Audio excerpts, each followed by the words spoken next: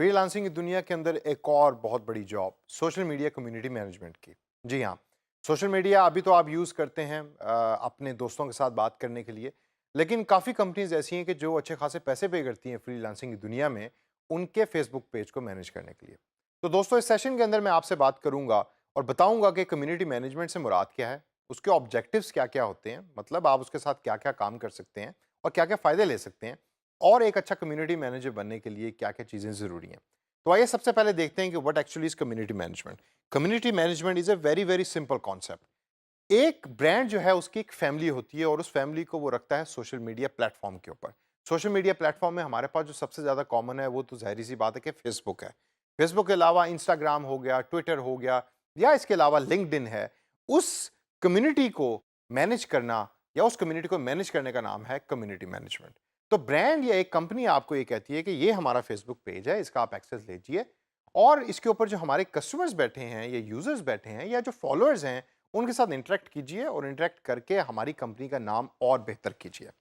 अब दोस्तों, community management को तो आपको पता लग गया कि वो क्या चीज़ है, लेकिन कम्युनिटी मैनेजमेंट करने से कंपनी को अचीव क्या हो रहा होता है? सबसे बड़ी जो उसके अंदर अचीवमेंट है कंपनी के लिए वो है इंगेजमेंट। यानी कि जो जितने फॉलोअर्स हैं उस कंपनी के कम्युनिटी के अंदर या उस कंपनी के सोशल मीडिया प्लेटफॉर्म पेज के ऊपर, उनके साथ कंपनी एंगेज कर सकती है। तो एज ए डिजिटल मार्केटर आपकी जॉब ये होगी कि आपने डेली उसकी वेबसाइट पे जाना है या उसके फेसबुक पेज पे जाना है और देखते हैं कि लोग उसके ऊपर क्या बात कर रहे हैं और आप किस तरीके से उनकी मज़ीद हेल्प कर सकते हैं उनके साथ बात करके। उनके क्वेश्चंस भी होंगे और कभी-कभार वो लोग आपसे नाराज़ भी होंगे जिसके आंसर्स आपको देने पड़ेंगे। उसके बाद दूसरे नंबर पे हमारे पास आता है ग्रोथ। आपकी job as a digital marketer ये भी होगी कि उस कम्युनिटी को बड़ा किस तरीके से करना है।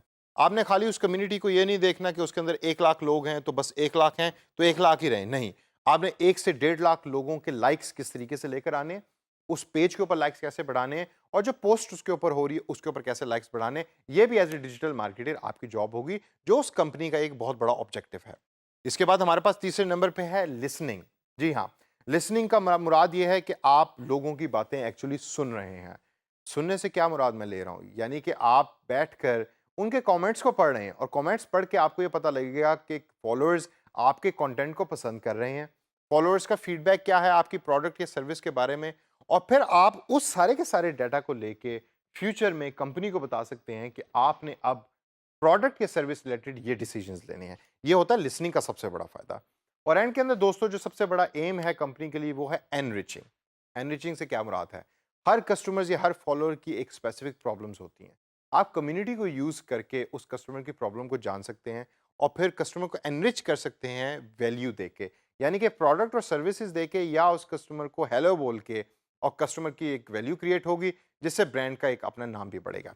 दोस्तों, इससे अगर हम आगे चलें तो आगे मैं आपको बताऊंगा कि एक अच्छा कम्युनिटी मैनेजर बनने के लिए क्या चीजें जरूरी हैं, और ये आपने बड़े गौर से सुनना है।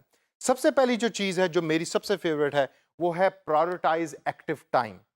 अब अगर आप एक कपड़ा बेचने वाली या एक टी शर्ट बेचने वाली कंपनी के लिए काम कर रहे हैं एज ए डिजिटल मार्केटियर, और उस कंपनी की सेल सबसे ज़्यादा होती है रात को 11 से लेकर सुबह 2 बजे तक, तो आप एज ए डिजिटल मार्केटियर क्या सुबह 9 से 5 उस कंपनी के फेसबुक को मैनेज कर रहे होंगे या रात को 11 से 2 मैनेज कर रहे होंगे?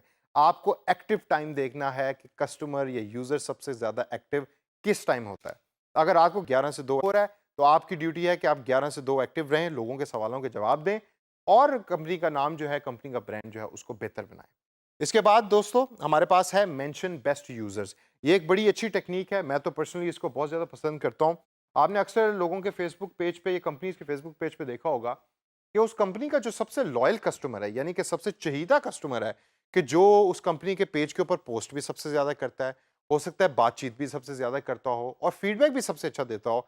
कंपनी अक्सर महीने के बाद या हफ्ते के बाद या 15 दिनों के बाद उस बेस्ट यूज़र का नाम अवार्ड के तौर के ऊपर अपनी पेज के ऊपर शेयर करती है। और जब वो शेयर करती है तो उससे जो बाकी यूज़र्स होते हैं, उसके अंदर एक सेंस ऑफ रिस्पॉन्सिबिलिटी भी आती है और अचीवमेंट भी आती है, और वो कोशिश करते हैं कि इन द फ्यूचर हमारा भी नाम इस वेबसाइट के ऊपर या फेसबुक पेज के ऊपर आए। उससे आगे दोस्तों अगर हम चलें तो हम देखते हैं कि लर्न टू से सॉरी का एक बड़ा इंपॉर्टेंट मैंने और इंटरेस्टिंग पॉइंट भी यहाँ लिखा हुआ है, जो एक गुड कम्युनिटी मैनेजर के लिए बड़ा ज़रूरी है। आप जब कस्टमर से बात करें तो उसमें वो लोग भी होंगे जो आपसे नाराज़ होंगे, तो सॉरी कहना सीख लीजिए, क्योंकि आप तो उस कंपनी के रिप्रेजेंटेटिव हैं। उनको तो नहीं पता कि आप पाकिस्तान में बैठे हैं और कंपनी कनाडा की है, लेकिन आपको सॉरी कहना पड़ेगा और उन कस्टमर के साथ अच्छे तरीके से बात करनी पड़ेगी। दोस्तों, इससे अगर हम आगे चलें, तो आप अगर मेरे पीछे देखें तो मैंने लिखा हुआ है प्रिपेयर फॉर एफएक्यूज़। ये एफएक्यूज़ बड़ा इंटरेस्टिंग सा और अजीब सा लफ्ज़ है। एफएक्यूज़ से मुराद है फ्रीक्वेंटली आस्क्ड क्वेश्चंस।